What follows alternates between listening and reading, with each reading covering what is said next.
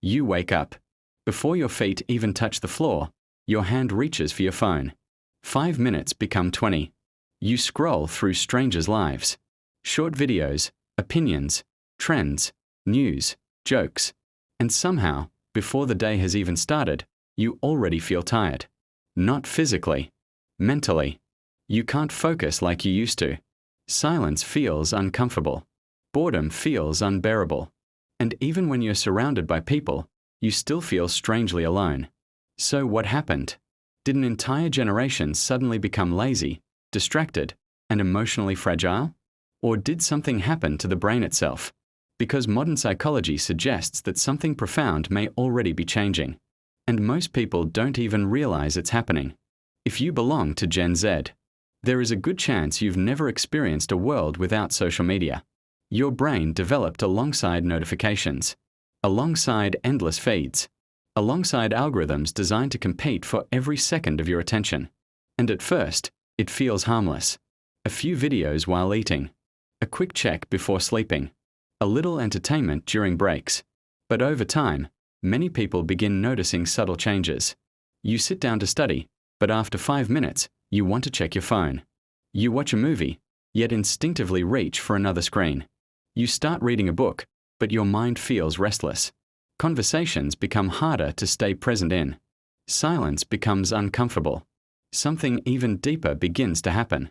Your sense of identity slowly becomes tied to external feedback. Likes, views, comments, seen receipts. You begin measuring your worth through invisible numbers. And without noticing, your self-talk changes. Why is everyone doing better than me? Why am I behind? Why does everyone seem happier? Psychologists call this social comparison. According to social comparison theory, humans naturally evaluate themselves by comparing themselves to others. But social media changed the scale completely. Previous generations compared themselves with classmates, neighbors, or co-workers. Today, you compare yourself with millions of carefully edited highlights, millions of filtered moments, millions of lives that rarely show loneliness, confusion, failure, or ordinary days. The result is subtle but powerful. You don't just compare your achievements. You compare your entire existence. And that changes the way you see yourself. But here's the surprising part. Your brain didn't evolve for this environment. And that's where the real story begins. It's tempting to believe that something is wrong with your generation. That Gen Z simply lacks discipline, or resilience, or attention. But psychology tells a different story. Your brain is not failing. It is adapting. Human brains evolved in small tribes for thousands of years. Paying attention to social information was essential for survival. Who accepted you mattered. Who rejected you mattered. Social belonging literally meant life or death. Social media hijacks this ancient survival system. Your brain responds to digital approval as if it were real tribal acceptance. Your brain responds to online rejection as if social survival itself is threatened. So the issue is not weakness. The issue is mismatch. An ancient brain living inside an environment it was never designed for. And this mismatch affects more than attention. It changes motivation itself. Imagine your brain as a reward prediction machine. Its primary job is simple. Notice rewards. Predict rewards. Seek rewards. One of the most important chemicals involved in this process is dopamine. Many people think dopamine creates pleasure. Actually, neuroscience shows that dopamine is more about anticipation. It drives wanting, seeking, checking, expecting. Social media platforms are built around what psychologists call variable rewards. Sometimes you receive many likes. Sometimes none. Sometimes you discover something fascinating. Sometimes you don't. This unpredictability is extremely powerful. It resembles a slot machine. You never know what comes next. So you keep pulling, keep refreshing, keep scrolling. Behavioral psychologists have studied this pattern for decades. Intermittent rewards create some of the strongest habits humans can develop. Over time, the brain learns that novelty might be only one swipe away. And this changes attention. Think of attention as a flashlight. In previous generations, the flashlight could remain focused on one object for long periods. Today, Algorithms constantly pull that flashlight in new directions. Short video, notification, message, trend, advertisement, another video, another notification. Eventually, sustained attention becomes harder because the brain becomes conditioned to expect constant stimulation. This doesn't mean concentration is impossible. It means the brain has been trained differently. And fortunately, what is trained can also be retrained, but not through willpower alone, through understanding. Most people eliminate boredom immediately, but boredom serves an important neurological function.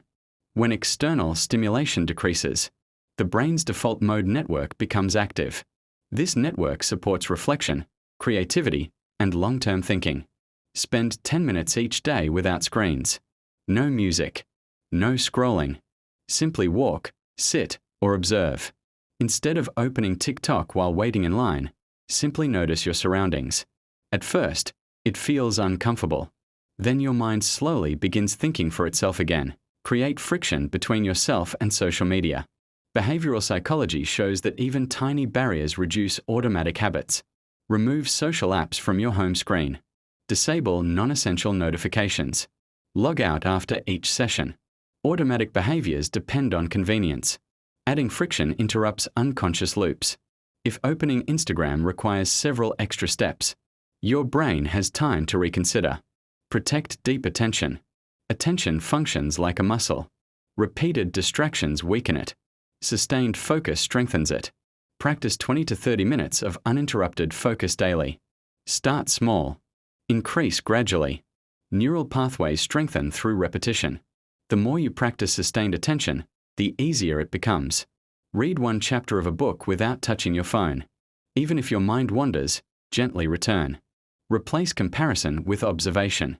Social comparison is automatic, but identification is optional.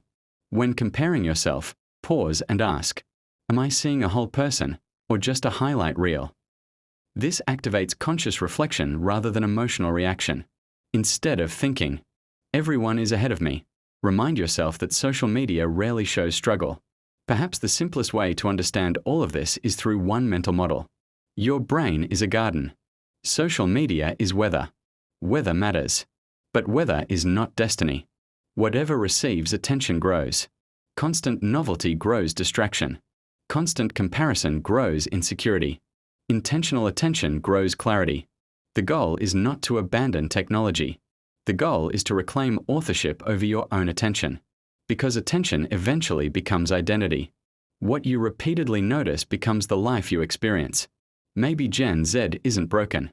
Maybe this generation is simply the first to grow up inside an attention economy. An experiment no human generation has experienced before. And like every experiment, awareness changes everything. The moment you begin noticing where your attention goes, something shifts. You stop drifting. You begin choosing. Slowly, quietly, one moment at a time. And perhaps that is the most important psychological skill of the modern world. Not protecting your time, protecting your mind.